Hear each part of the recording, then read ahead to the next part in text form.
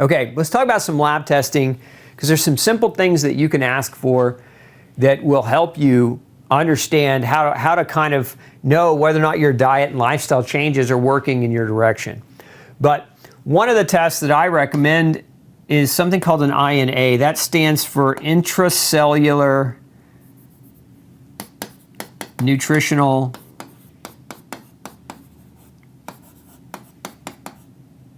analysis.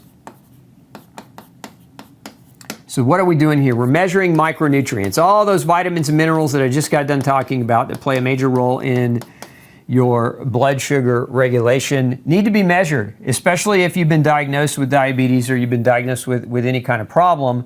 I'm going to draw you guys a diagram here.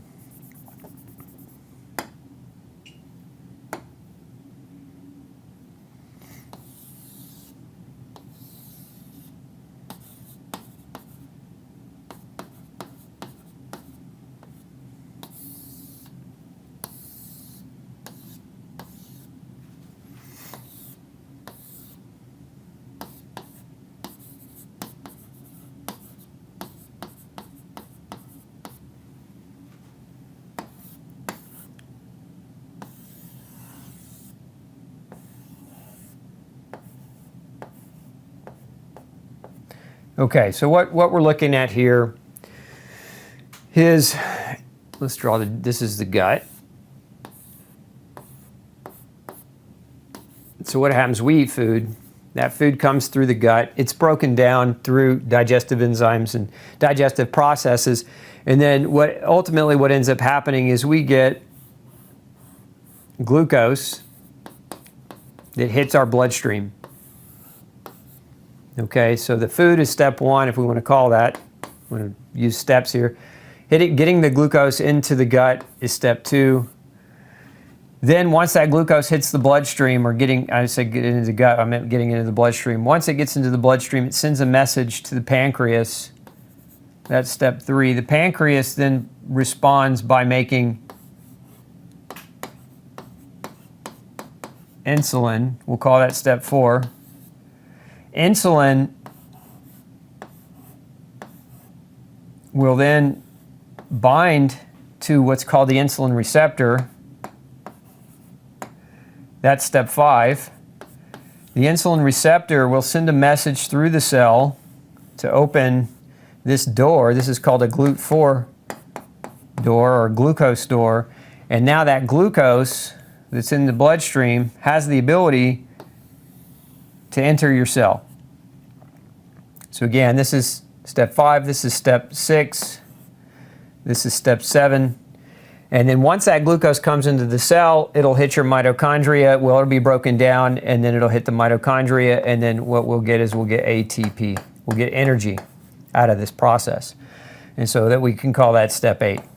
So if we microanalyze this process of how this works, the step 1 happens in the GI tract. And part of your ability to break your food down is your microbiome. So again, this goes back to the antibiotic component. If you've had long history of using antibiotics, then you're going to start affecting your digestion and your GI tract's ability to properly metabolize your food.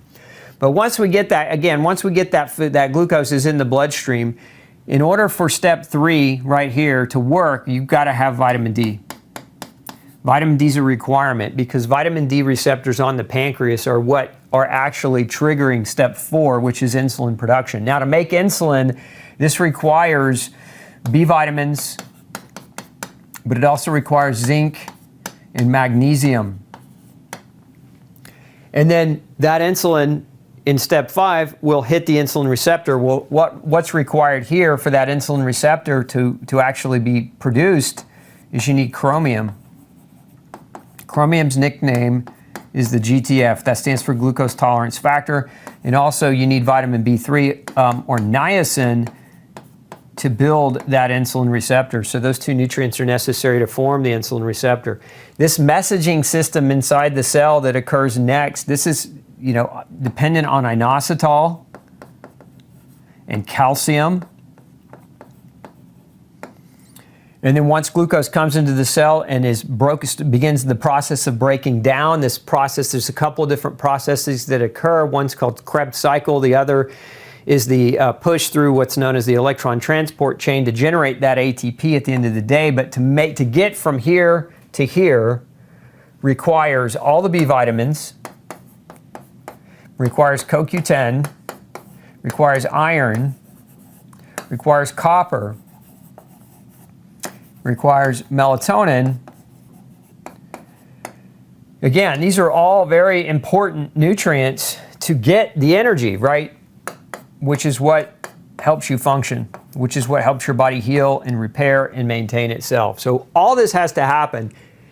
This whole process is under nutritional control pretty much every step of the way. And the glucose is under nutritional control because this is controlled in a big part by how you eat and what you eat, right? So we can start by controlling what we eat. If we control what we eat, we can control the quantity, but we can also control the level of micronutrition. In other words, the quality of the food will improve the availability of things like vitamin D, like vitamin B and zinc and magnesium and CoQ10 and iron and copper, etc. So what you eat is the most important thing that's going to give you biochemical regulation of these pathways. And if your doctor's not talking to you or having that conversation with you about what you eat as being important, then they're basically lying to you and they're giving you a false sense of confidence by chemically manipulating your lab tests, because that's all metformin is doing. It's chemically pulling your glucose down. It's chemically pulling your hemoglobin A1C down, but it's not addressing any of those core underlying issues. So again, back to why we would want to do intracellular nutritional testing is because of all those things I just showed you, all those different nutrients and their involvement in that glucose pathway. Now there's also a simple test. Most doctors will run this. Hemoglobin A1C. So basically it's an average of your blood sugar over a 3 to 4 month time frame. So generally what you're looking for is something less than 5. Diabetes, pre-diabetes, it's basically, depending on the lab, pre-diabetes is, starts at 5.7 to 5.8, and once you get into the 6s, you're diabetic. But if you want to be healthy, right, not just not diabetic, but healthy, get that thing down to 5.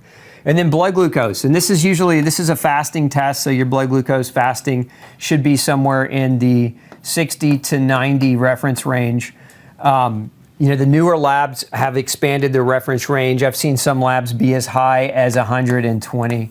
So what they've done is the population has become more overweight, more obese. They've recalibrated these reference ranges to match the population of obese and diabetic people. So 60 to 90 is where you want it to be. Insulin, they've done the same thing with insulin levels. So most labs will tell you your insulin is normal between 5 and 20, but ideally you want your fasting insulin to be less than 10. And then C-peptide. C-peptide, as I mentioned earlier, is a measure for how well your pancreas is generating insulin. 25-OHD, this is a marker for vitamin D. It's a very important marker. If your blood sugar is not being controlled, this needs to be higher than 50.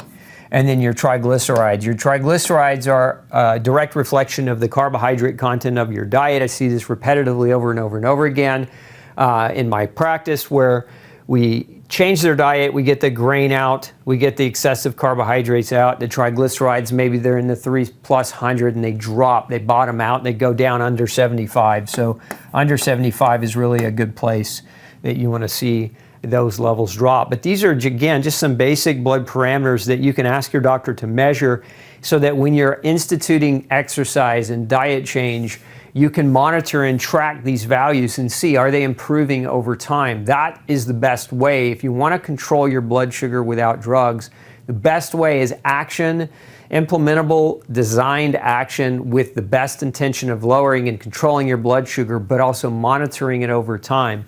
Now, one of the other things that people find extremely valuable are blood glucose meters. And you can buy these at the grocery store. There's the biggest problem with them is if you buy one like at the drugstore, the grocery store, it's a pinprick. So you're stabbing your finger frequently to kind of look at your blood sugar, and that can be kind of not too fun after a few stabs. But they also now make something called a CGM, a continuous glucose monitor. And some of these are covered by insurance, so big part of whether or not your insurance will pay for it, you talk to your doctor about that. You might be able to get a continuous glucose monitor.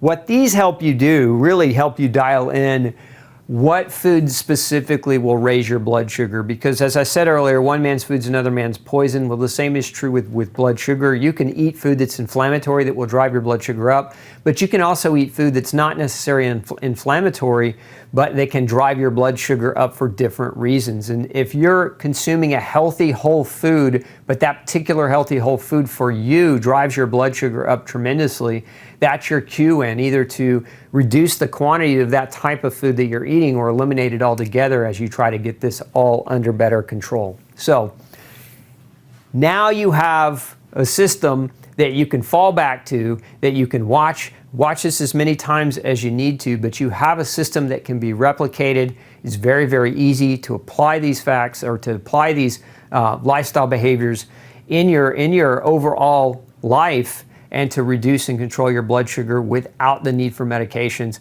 I hope this is helpful for you. Look, if it is, make sure you share this with somebody that you love. If you know a diabetic, give them a hug and send them the URL of this video. And as always, if you're not already, make sure you hit that subscribe button below, hit that thumbs up. Hey, and if you're already doing these things, leave me a comment. Let me know how it's affected your life, how it's impacted your ability to control your own blood sugar. Your story in the comments below might help give somebody else who's trying to do these things the courage and the motivation to get their diets and their lifestyles changed. Thanks so much for tuning in to Dr. Osborne's Zone. Have a fantastic day.